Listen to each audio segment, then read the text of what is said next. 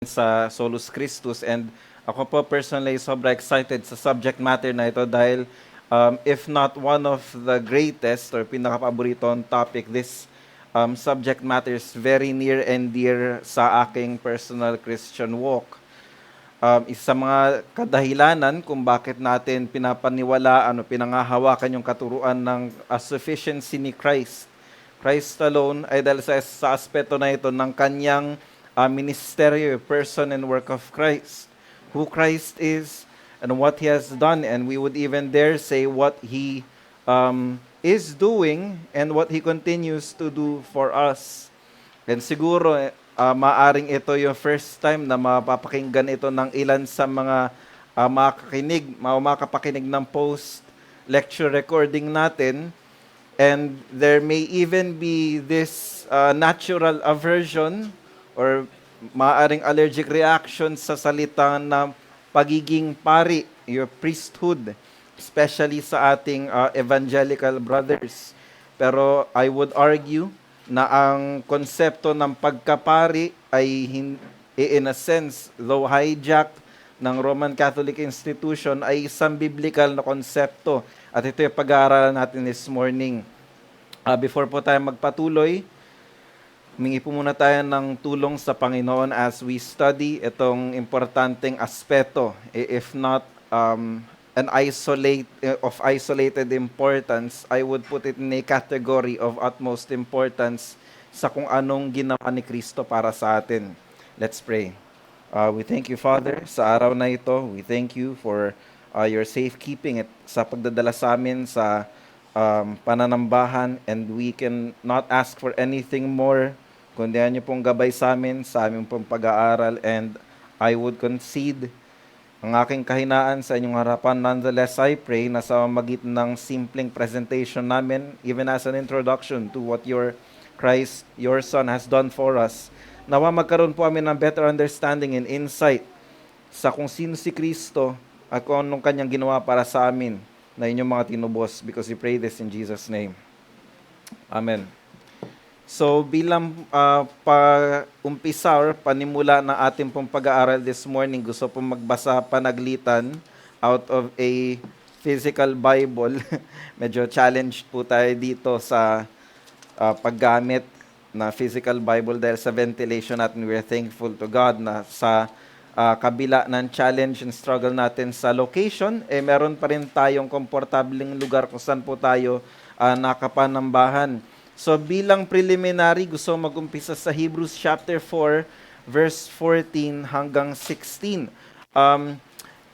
Ito po, if not one of the most valuable texts na meron tayo patungkol sa priesthood ni Christ, I would say na sa kabuuan na aklat ng Hebreo, Book of Hebrews,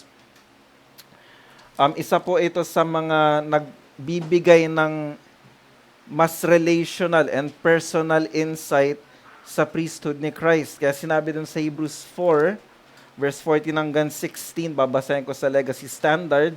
Therefore, since we have a great high priest who has passed through the heavens, Jesus, the Son of God, let us take hold of our confession, for we do not have a high priest who cannot sympathize with our weaknesses, but one who has been tempted in all things, like we are, yet without sin. Therefore, let us draw near with confidence to the throne of grace, so that we may receive mercy and find grace to help in time of need. Hindi nagkakamaling salita ng Diyos. 5 bahagi, it looks kumbaga mukha siya mahaba, pero ito po'y pinaghihirapan kong isimplify or paiksiin dahil yung original transcript ko ay medyo complex, if I may say so. So, kagaya na sinasabi natin kanina, maaring ang makapakinig na modern evangelical sa konsepto ng pagkapari ay magkaroon ng natural aversion dahil nga sa prominent na view ng priesthood, especially sa Roman Catholic organization. Gayunpaman, ang konsepto ng pagkapari or priesthood ay isang biblical na concept. And out of that concept, I don't think that the majority of evangelicals have seen and even heard or even understood that Christ is a priest. Merong ministry na in-undertake si Kristo bilang pare, and we would even dare say, as the scripture suggests, dakilang punong pari si Kristo. And pumapasok yung katuruan na yon unang-una sa biblical anthropology. Kagaya na sinabi ni Brother Jordan kanina, kailangan makita at maunawaan ng tao kung ano yung katatayuan natin sa harapan ng Diyos. Yung pangangailangan natin nung isang pari, okay, yung dakilang punong pari, let's try to dispel muna yung konsepto ng pagkapari, at least sa Roman Catholic sense of the term. Try muna natin i-dispel yun. Tingnan muna natin yung priesthood in light of yung biblical revelation. Now, before the doctrine of Christ's priesthood can be properly understood, the necessity of priestly mediation must first be established. Scripture consistently portrays humanity as fallen, guilty, and alienated from God.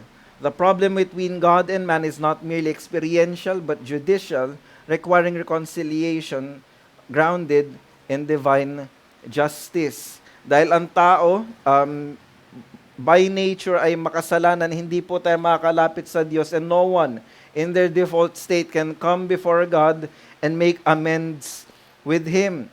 Because man is incapable of repairing this breach, a mediator is required, one who can represent humanity before God. The priestly office exists precisely for this purpose, to act on behalf of sinners in things pertaining to God. Unlike prophets and kings, which is isa sa mga, or dalawa pa sa mga ministeryo na ginampanan ni Kristo na pag-aaralan sa mga susunod na installments, the priest's primary function is mediation through sacrifice and intercession. Now notice yung ating Bible divisions.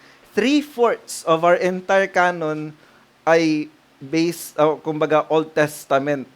Kasi it's that way para makita natin na ang lumang tipan ay ang pundasyon or yung basically dictionary natin kung ano yung nakalagay sa bagong tipan. Dahil labas sa dictionary definition na lumang tipan, hindi tayo magkakaroon ng tamang kaunawaan sa kung ano ba yung ginawa ni Jesucristo nung siya ay nabuhay, ibinigay ang kanyang sarili na matay, inilibing at nabuhay muli. Labas sa first 3/4 section ng ating scripture.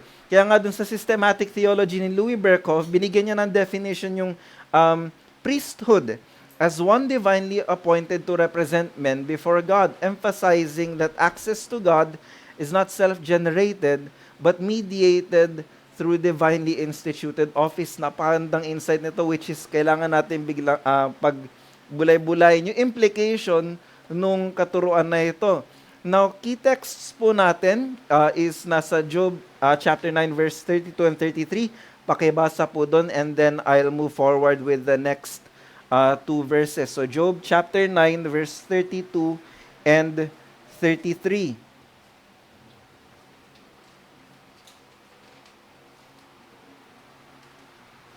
Job chapter 9, verse 32 to 33. For he is not a man as I am, that I may answer him, that we may go to court for judgment together.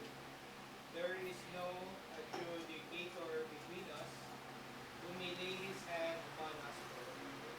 So sinasabi ni Job dun sa passage na yun is that si Yahweh, sinong pwede kumbaga makipagtunggali kay Yahweh? Wala, kailangan natin ng arbiter, sabi na ibang translation, kailangan natin ng mediator, kailangan natin tagapamagitan, dahil no one can stand before God and with God sa opposite side ng defense sa isang courtroom.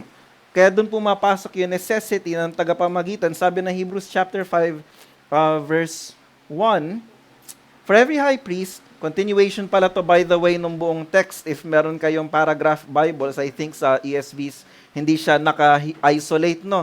Tuloy-tuloy yung reading na may chapter 5 indicator lang doon. Nonetheless, nagpapatuloy yung thought process from chapter 4, verse 14 hanggang 16. For every high priest, no, verse 1, chapter 5, taken from among men, is appointed on behalf of men in things pertaining to God in order to offer both gifts and sacrifices for sins. And of course, yung classic text natin, 1 Timothy chapter 2, verse 5, there's, tingnan po natin doon, chapter 2, verse 5, na sinabi doon, for there's one God and one mediator also between God and men, the man, Christ Jesus. Dito pumapasok yung necessity na kailangan natin ng tagapamagitan. And yung tagapamagitan na yon ay nasa form or nasa kaanyuan ng isang pari or punong pari even, which is in Jesus Christ. And kagaya na sinabi natin, yung konsepto na yun, hindi siya isolated subject matter na makikita natin sa bagong tipan. I mean, unless basahin natin yung Hebrews, kung meron tayo kagaya ng mga common evangelical na favorite texts lang sa New Testament, I don't think makikita natin yung konsepto ng pagkapari ni Kristo ng maliwanag, unless of course, we go through Hebrews, kung yung New Testament na pagbabasihan natin. Pero again, kahit sa Hebrews, nakasandig din yung argument ng author dun sa Old Testament, especially sa Leviticus chapter 16. Masyado mahabang read po yun, so siguro gusto ko na siya ibigay na assignment. Nonetheless, makita natin sa lumang tipan na yung pagiging pari or itong pagkapari na ito ay ipinahiwatig na sa lumang tipan, pero hindi lang siya bilang realidad sa lumang tipan, but also as a teaching tool. I think isa ito sa mga naging error, well, not necessarily I think, but I know ito yung naging error ng Old Testament Judaism kasi they stopped doon sa shadows as the very reality. And doon sila kinastigo ni Paul sa Book of Romans and na tinake nila yung law as if yun na yung end goal. The Old Testament priesthood was divinely instituted but provisional in nature. It functioned typologically. And siguro briefly as we define typology, no, ang tinutukoy lang po ng typology is basically mga anino, mga types, shadows. So may kita tayong mga bagay sa lumang tipan. Pag sinabi ng typology, ito ultimately ay tumuturo kay Kristo sa bagong tipan. Halimbawa, pag sinabi natin yung lamb sa lumang tipan na isinasacrifice, yun ay typology ni Christ. So yun lamang po ibig sabihin ng salitang typology, ano? Yung priesthood, again, functioned typologically, anticipating the perfect and final priesthood of Christ.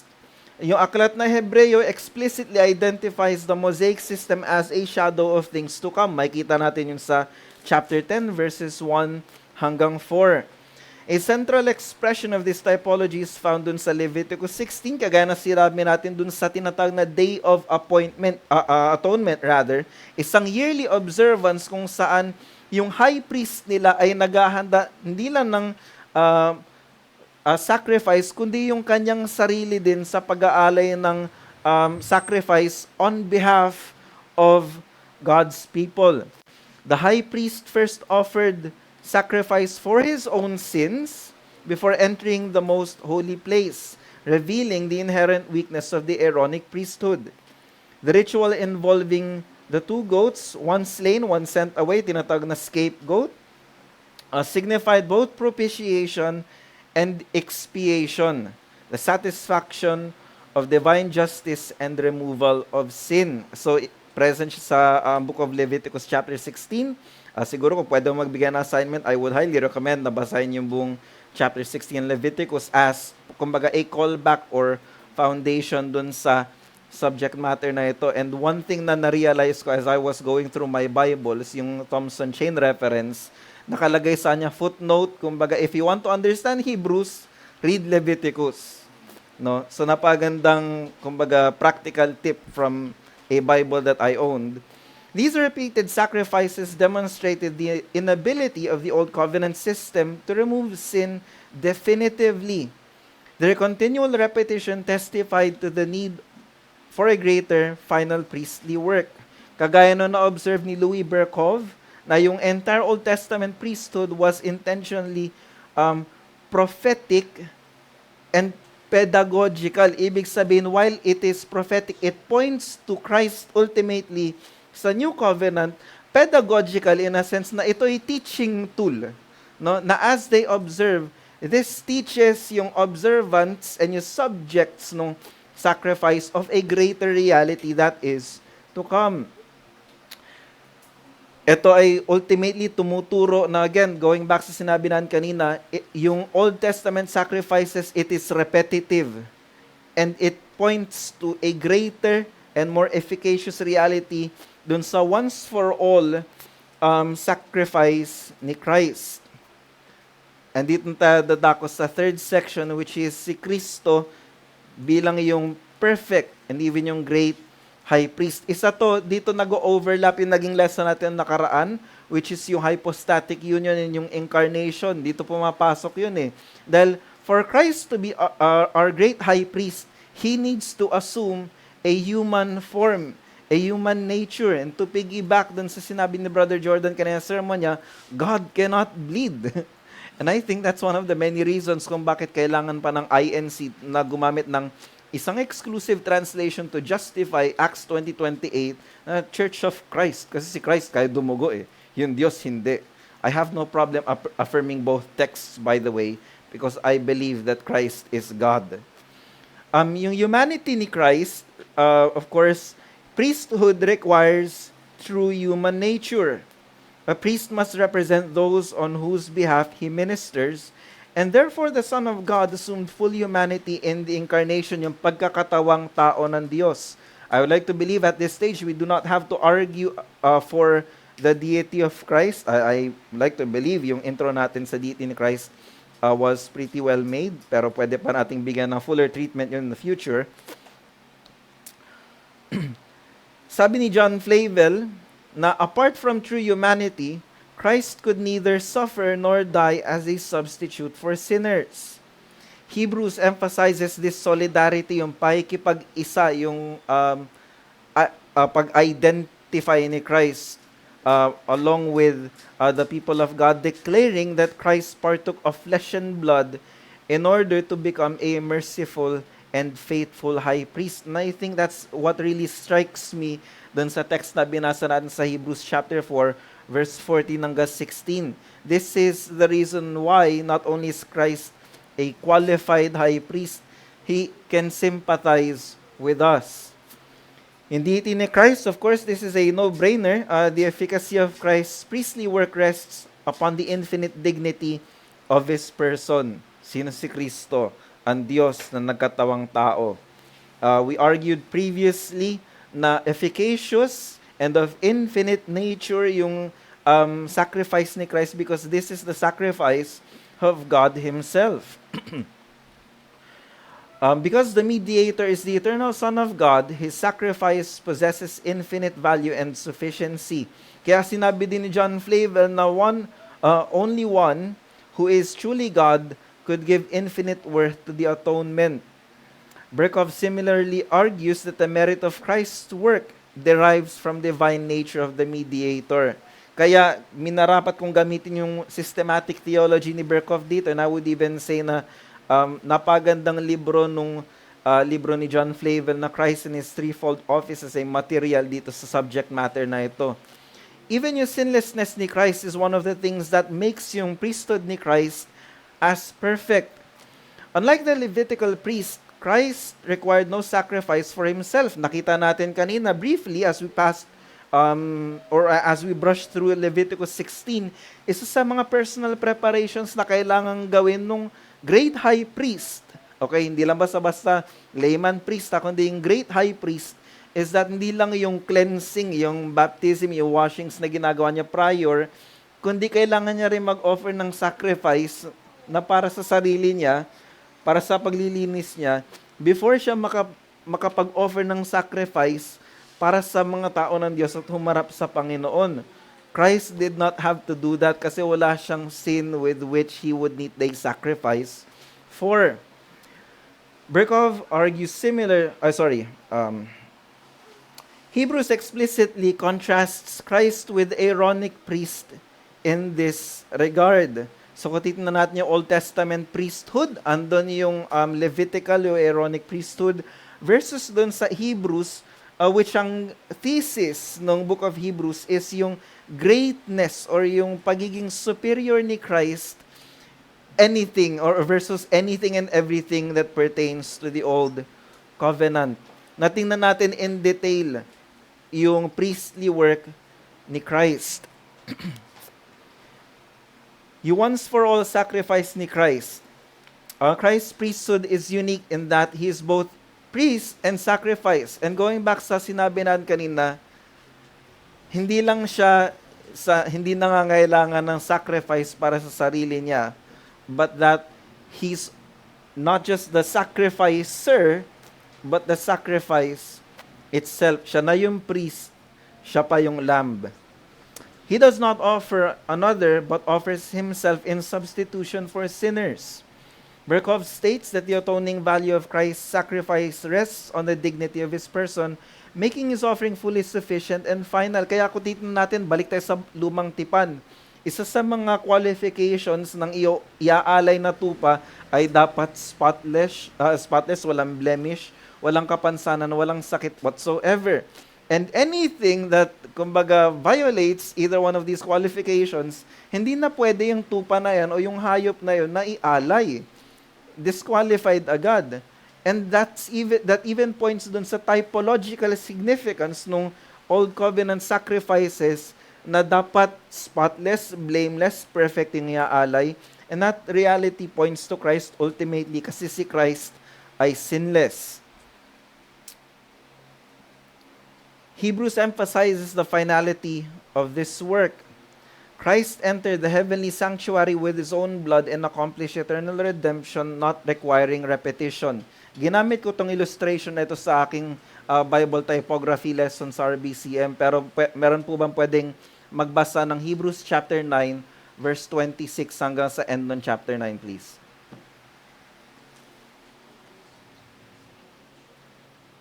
Hebrews chapter 9, gusto pa umpisahan siya sa verse 26 hanggang doon sa end ng chapter 9.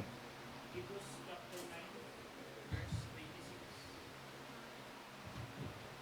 26. He then would have had to suffer offenses, the foundation of the world, but now, once at the end of the ages, he has appeared to put away sin by the sacrifice of himself. And as it is appointed for men to die once, but after this the judgment, so Christ was offered once to bear the sins of many. To those who eagerly wait for him, he will appear a second time, apart from sin, for salvation. Thank you po, no? And I think with emphasis dun sa verse 27, dinemonstrate natin dun sa ating Bible typography lesson na yung onceness ng death, yung one-time event ng isang tao, points dun sa one-time event or yung one-time final onceness for allness ng ginawa ni Jesus Christ sa cross. Mauulit ba yung kamatayan ng isang tao? No, one time lang mangyayari yun. In the same way, yung ginawa ni Jesus Christ, di niya na kailangang ulitin. Ang contrast is nandun sa verse 28. So Christ also, so again, kung babasahin natin, and inasmuch as it is appointed for man to die once, so Christ also, having been offered once to bear the sins of many. No? So, one time lang, isang beses lang kinailangan ni Jesus Christ gawin yung kanyang priestly offering, yung atoning work niya sa kanyang kamatayan as He took upon Himself the sins of His people. Na I think ito yung error ng Roman Catholic theology pagdating sa Mass na while they say na yung Mass or yung communion is a bloodless sacrifice, it requires repetition. It goes back dun sa Old Covenant roots niya na again, sa Old Covenant, insufficient siya kasi mamaya makita natin yung reason kung bakit repetitive yon. Pero it's mostly external, inilinis ng Old Covenant sacrifices. Isa pa sa mga bagay na na-appreciate ko sa priesthood ni Christ is yung kanyang continual intercession as our great high priest. Christ's priestly ministry continues in heaven through intercession. Now notice, I'm not sure, and I don't think this is exclusive sa akin. One of the things that I am consciously saying pagdating sa kung ano ginagawa ni Kristo sa atin is, I say, what Christ has done for us is doing for us hanggang sa mga oras na ito, and what He will continue to do for us in the days to come. Kasi nagpapatuloy yung intercession ni Christ. Nung siya'y naupo sa kanang kamay ng Paa, He did not sit there just so He needs to rest. No, He continues to intercede for His people. Having completed atonement, He now applies its benefits by appearing before the Father on behalf of His people. Ito yung isa pang aspeto ng priestly work. The priest represents man before God. And you can only imagine kung gaano ka-perfect yung ating representative before God. Which is why we can be confident na sufficient yung ginawa ni Christ, and that yung covering na binigay sa atin ni Kristo, this gives a greater meaning na dinamitan ka na ng katuwiran ni Kristo, and that God no longer sees your sins, but the righteousness of Christ. Not only because in-apply sa atin ng banal na Espiritu yung ginawa ni Kristo, but that Christ continues to represent us before God. Berkov defines intercession as Christ's continual presentation of His finished work before the Father. Now, bakit nga ba kailangan natin qualify yung continual intercession, nagpapatuloy? Not because it's ineffective, but rather, it emphasizes yung insufficiency ng Old Covenant priesthood. Why? Makita natin dun sa I think dun sa chapter 5 na Hebrews, na isa sa mga challenges ng Old Covenant priesthood is that hindi siya perpetual. Why? Kasi kailangan laging mamili ng priest dahil yung priest nila ay namamatay. That's why insufficient yung priesthood ng Old Covenant. While now sa New Covenant, we have a priest that has overcome death and is not subject to death, and that is why He continues and He will continue to intercede for us. Sabi ni Berkov, dun sa kanyang systematic theology, He is even while seated at the right hand of God, our intercessor with the Father.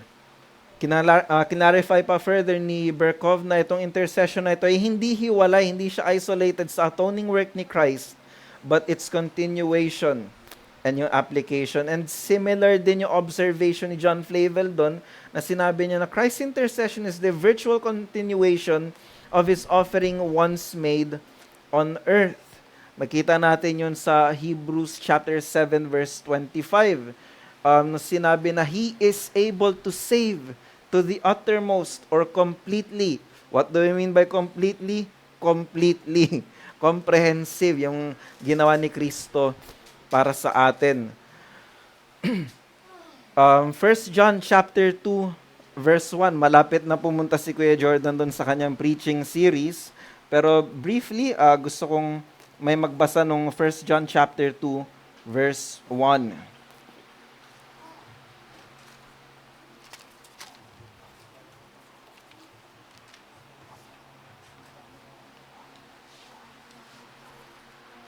First John chapter 2 verse 1. My little children, these things I write to you, so that you may not sin. And if anyone sins, we have an advocate with the Father, Jesus Christ the righteous. Thank you po, no. Now, kailangan nating i-define further yung advocate na yon. It's actually in the same way na ginamit yung salitang comforter. Hindi lang siya, kumbaga, hindi siya necessarily advocate na representative, while Christ also is a representative, but someone who stands beside us. Kahalili natin. Sabi ni John na if you sin, don't worry. Meron tayong advocate, meron tayong comforter. Si Kristo yon. Dahil sa pamamagitan na presensya ng Espiritu ng Diyos, Christ is with us. Yung makita natin sa 1 John chapter 2 verse 1. Lastly, yung superiority ng priesthood ni Christ. Not only can we argue yung superiority ng priesthood ni Christ sa book of Hebrews, but rather this comes from yung eternal decree ng Panginoon sa Psalm chapter 110 verse 4. Nung sinabi doon, you are a priest forever according to the order of Melchizedek. This oath establishes Christ's priesthood as divinely appointed, eternal, and unchangeable. Unlike the Aaronic priesthood, which depended on genealogy and was terminated by death. Ito yung sinasabi natin kanina na what makes yung Old Covenant inferior and what puts the Jewish, yung mga Judaizers ng Old Covenant in sin is because doon sila humahawak sa inferior kind of priesthood, yung priesthood ng Old Covenant na hindi perpetual.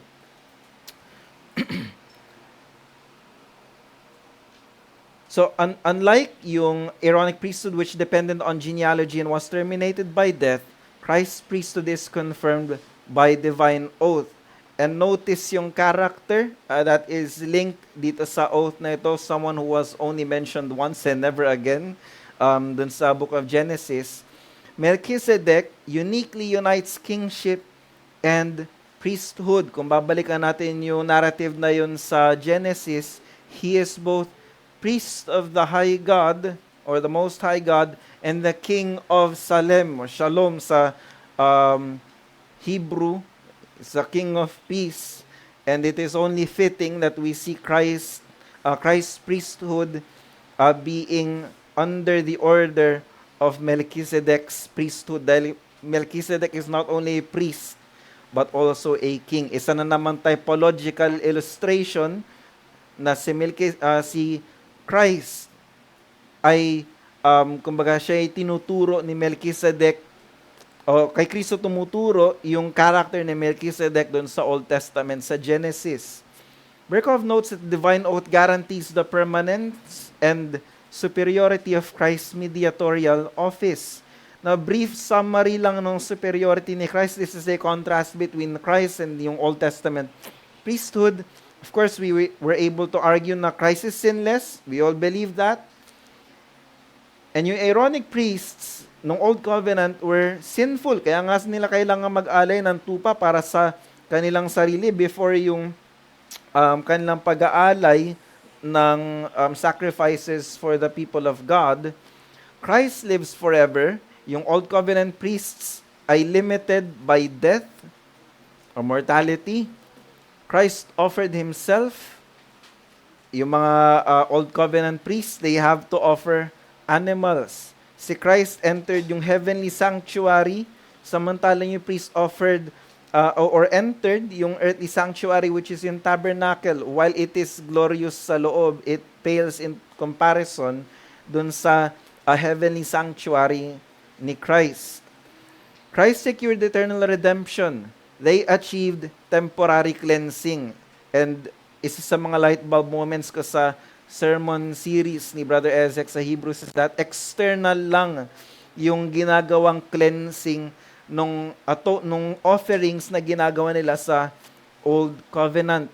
Yung perpetual intercession ni Christ links or is linked sa kanyang pag-conquer ng death, hindi kagaya nung Old Testament priests na again, they died and they have to change priests once the former priest has been deceased. And Christ's priesthood is confirmed by divine oath. Yun po ang ating brief introduction sa priesthood ni Christ. We will be doing a further deep dive nito sa susunod na lesson natin. Pero what is our practical application out of this short lesson? I think isa sa mga bagay na practical na maging aware tayo is yung self-consciousness sa bawat Lord's Day na tayo lalapit sa Panginoon, that we need to do a self-check. Kasi ito yung problema ng majority ng evangelicals. They barge before the presence of God as if they themselves are good enough in and of themselves. The reason why we can approach God and not be consumed by the presence of God by virtue of His Holy Spirit is because of Christ. Kaya ang application natin is to draw near to God confidently through Christ's priestly mediation and rest in the assurance of Christ's continual intercession. Yung security natin rests not only on what Christ has accomplished at Calvary, but also on what He is doing now and He will continue to do for us in the future. Christ continually intercedes for His people, ensuring that the benefits of His redemption are applied and preserved. So, siguro kung naiisip natin every once in a while, nahulog tayo sa pagkakasala, isa yung sanctification sa mga benefits na meron tayo galing sa redemptive work ni Kristo. So wag tayong mapanghinaan ng loob kung may mga pagkakataon na tayo nahuhulog sa kasalanan. Dito papasok yung principle ng confession, and yung confession is not necessarily, I'm sorry Lord, I have sinned. But rather, yung homologeo, kagaya na sinabi ni Brother Jordan kanina, is being in the same page with God, saying, yes Lord, I am a sinner. Yes Lord, I have sinned. It is an agreement with God sa kung ano ang kanyang verdict laban sa'yo.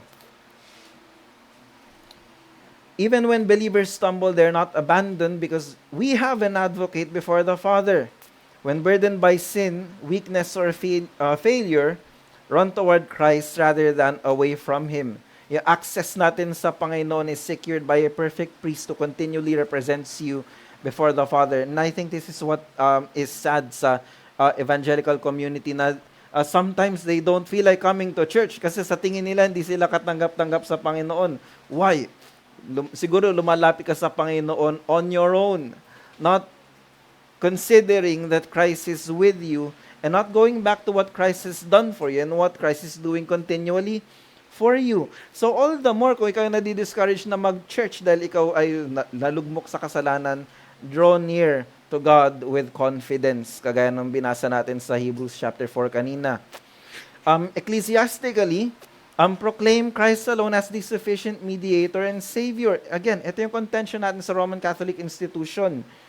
While again, we both believe yung deity ni Christ, ano yung implication nun sa atin bilang someone who holds to that truth? Enough and sufficient yung mediatorial work ni Jesus Christ. Kaya natin sinasabi at natin battle cry is Christ alone. Christ's priesthood, unlike, hindi na natin siguro at this time problema yung Old Covenant priesthood, but rather a kind of sacerdotal form ng priesthood sa Roman Catholic institution, we would argue, and I would even, I'm willing to go I'm willing to go on a debate or even a discussion with regards sa priesthood ni Christ and sufficiency ni Christ to any or with any Roman Catholic apologists or proponents, and I'm willing to argue that Christ's priesthood is not only unique and sufficient, but it is superior. It is efficacious. Hindi ko na kailangan magpunta sa isang human priest. Kasi sasabihin na, sino mo nanulangin para sa'yo? Christ. Christ will pray for me, is praying for me, and will continue to pray for me. Because He has fully accomplished reconciliation, no additional mediator is necessary. Again, another pain point or tension na meron tayo sa Roman Catholic institution is that meron silang co-mediatrix, si Mary. And that kind of puts me in a position to question na, do you really believe yung deity ni Jesus Christ? Kasi I don't see it sa practice ninyo sa pag-mediator ni Christ. For me to ask or to require another mediator other than Christ, the church must continually uphold the exclusivity and sufficiency of Christ's mediatorial work in a world that seeks alternative paths to God. Now, I remember yung sinasabi ni Tito Vodi while he was still here na sabi niya, everybody loves Christ until you start to define who Christ is. And that's when they scatter. Islam loves Christ. Mormons love Christ. Pero when you start to define the biblical Christ, that's when you start to draw the line and make the necessary division. Kaya kailangan nating maunawaan, at least on the very base level, na Christ also is a priest, an efficacious one at that even. And lastly, sa relational aspect, reflect Christ's compassionate priestly ministry in caring for one another. Church ministry should be marked by patience, mercy, encouragement, and restoration, reflecting the compassionate ministry of our great high priest. Now, isa sa mga, this is not an exclusive saying sa akin, but isa sa mga lagi ko sinasabi is that We are an extension of the goodness of God through Christ. Kaya nga naririnig natin minsan, hindi lang sa Reformed circles, kundi sa evangelical na nakikita ko si Kristo sa'yo.